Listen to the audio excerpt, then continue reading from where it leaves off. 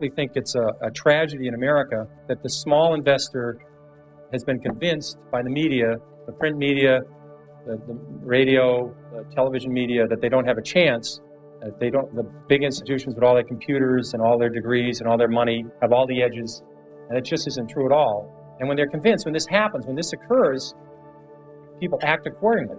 When they believe it, they buy stocks for a week, and they buy options, and they buy the Chile fund this week, and next week it's the Argentina fund, and they get results proportional to that kind of investing. And that's very bothersome. I think the public can do extremely well in the stock market on their own. I think the fact that institutions dominate the market today is a positive for small investors.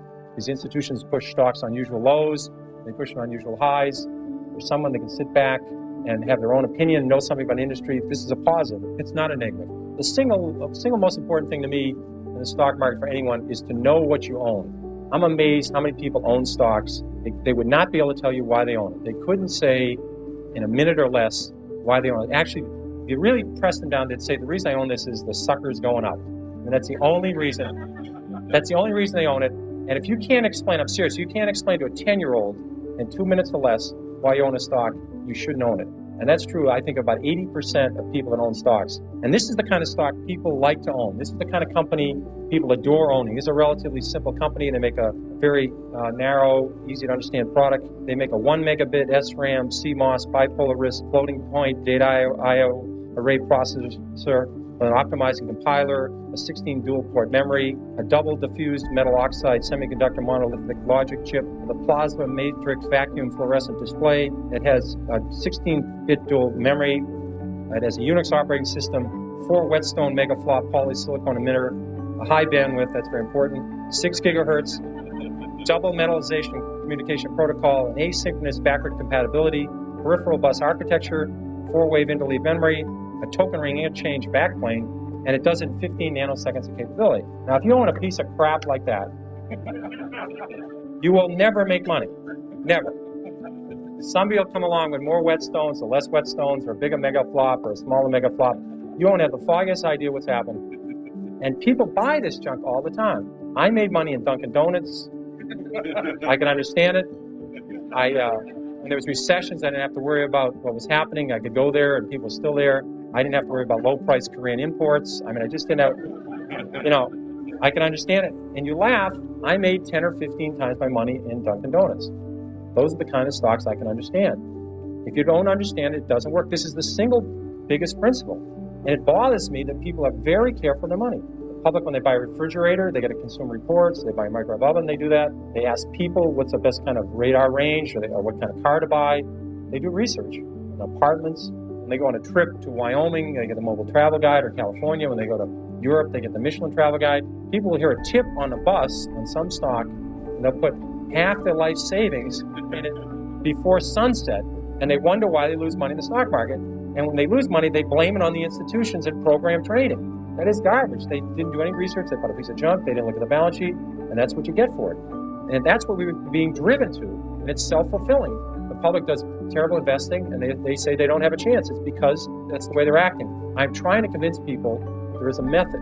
There are reasons for stocks that go up. Coca-Cola, this is very magic. It's a very magic number. Easy to remember. Coca-Cola is earning 30 times per share what they did 32 years ago. The stock has gone up 30-fold. Bethlehem Steel is earning less than they did 30 years ago. The stock is half its price of 30 years ago. Stocks are not lottery tickets. There's a company behind every stock. The company does well, the stock does well. It's not that complicated. People get too carried away. And first of all, they try and predict the stock market. That is a total waste of time. No one can predict the stock market. They try to predict interest rates. I mean, if anybody would predict interest rates right 3 times in a row, they'd be a billionaire. Considering there's not that many billionaires on the planet, and no one can predict the economy. I had a lot of people in this room were around in 1981 and 82 when we had a 20% prime rate with double-digit inflation, double-digit unemployment. I don't remember anybody telling me in 1981 about it. I didn't read, I studied all this stuff. I don't remember anybody telling me we're going to have the worst recession since the Depression. So what I'm trying to tell you, it would be very useful to know what the stock market is going to do. It would be terrific to know that the Dow Jones average a year from now would be X, that we're going to have a full-scale recession, or interest rate's going to be 12%. That's useful stuff. You never know it, though. You just don't get to learn it. So I've always said, if you spend 14 minutes a year on economics, you've wasted 12 minutes. And I really believe that. Now, I have to be fair. I'm talking about economics in the broad scale, predicting the downturn for next year or the upturn or M1 and M2, 3B and all these M's. Economics to me is when you talk about scrap prices. When I own auto stocks, I want to know what's happening to used car prices. When used car prices are going up, it's a very good indicator. When I own hotel stocks, I want to know hotel occupancy stuff. When I own chemical stocks, I want to know what's happening to the price of ethylene. These are facts. If aluminum inventories go down 5 straight months, that's relevant. I can deal with that. Home affordability, I want to know about when I own Fannie Mae or I own a housing stock. These are facts. They're economic facts and it's economic predictions. And economic predictions are a total waste. And interest rates, Alan Greenspan's a very honest guy. He would tell you that he can't predict interest rates. He could tell you what short rates are going to do in the next 6 months. Try and stick them on what the long-term rate will be 3 years from now. They'll say, I don't have any idea. So how are you, the investor, supposed to predict interest rates if the head of the Federal Reserve can't do it? But you should study history, and history is the important thing you learn from. What you learn from history is the market goes down. It goes down a lot. The math is simple. There's been 93 years a century. This is easy to do. The market's had 50 declines of 10% or more. So 50 declines in 93 years. About once every 2 years, the market falls 10%. We call that a correction. That means that's a euphemism for losing a lot of money rapidly. But we call it a correction. And so 50 declines in 93 years, about once every 2 years, the market falls 10%. Of those 50 declines, 15 have been 25% or more. That's known as a bear market. We've had 15 declines in 93 years. So every 6 years, the market's going to have a 25% decline. That's all you need to know. You need to know the market's going to go down sometime. If you're not ready for that, you shouldn't own stocks. And it's good when it happens. If you like a stock at 14 and it goes to 6, that's great. You understand the company, you look at the balance sheet and they're doing fine, and you're hoping to get to 22 with it. 14 to 22 is terrific. 6 to 22 is exceptional. So you take advantage of these declines. They're going to happen. No one knows when they're going to happen. It would be people tell you about it after the fact that they predicted it, but they predicted it 53 times. So you can take advantage of the volatility in the market if you understand what you own. Another key element is that you have plenty of time. People are in an unbelievable rush to buy a stock. I'll give you an example of a well-known company. Walmart went public in October of 1970. Already had a great record. It had 15 years performance, great balance sheet. You could have waited 10 years saying you're a very conservative investor. You're not sure this Walmart can make it. You want to check. You see them operate in small towns. You're afraid they can only make it in 7 or 8 states. You want to wait till they go to more states. You keep waiting. You could have bought Walmart 10 years after they went public and made 35 times your money. If you bought it when they went public, you would have made 500 times your money. But you could have waited 10 years after Walmart went public and made over 30 times your money. You could have waited 3 years after Microsoft went public and made 10 times your money. Now, if you knew something about software, I know nothing about software. If you knew something about software, you would have said, these guys have it. I don't care who's going to win, Compaq, IBM. I know who's going to win Japanese computers. I know Microsoft, MS-DOS is the right thing. You could have bought Microsoft.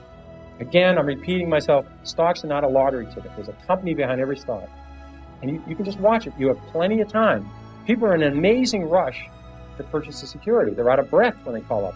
You don't need to do this. You need an edge to make money, too. People have incredible edges, and they throw them away. I'll give you a quick example of SmithKline. This was a stock that had Tagamet. Now, you didn't have to buy SmithKline when Tagamet was doing clinical trials. You didn't have to buy SmithKline when Tagamet was talked about in the New England Journal of Medicine. You could have bought SmithKline when Tagamet first came out, a year after it came out. Let's say your spouse, your mother, your father, you were a nurse, you're a druggist, you're writing all these prescriptions.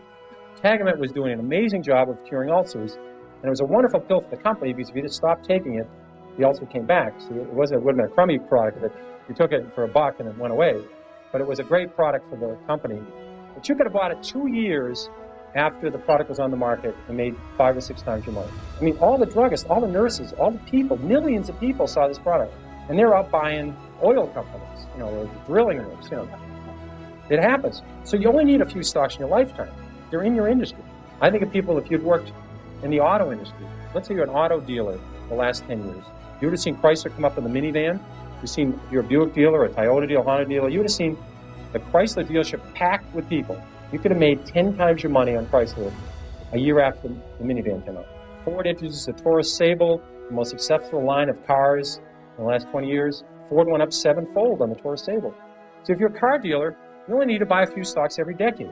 When your lifetime's over, you don't need a lot of 5-baggers to make a lot of money, starting with $10,000 or $5,000.